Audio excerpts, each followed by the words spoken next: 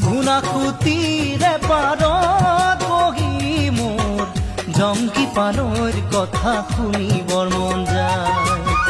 থাকিবানে সঁচাকৈ মোৰ কণে গৈ, মই আহিমে বুলি তুমি বাটে চাই।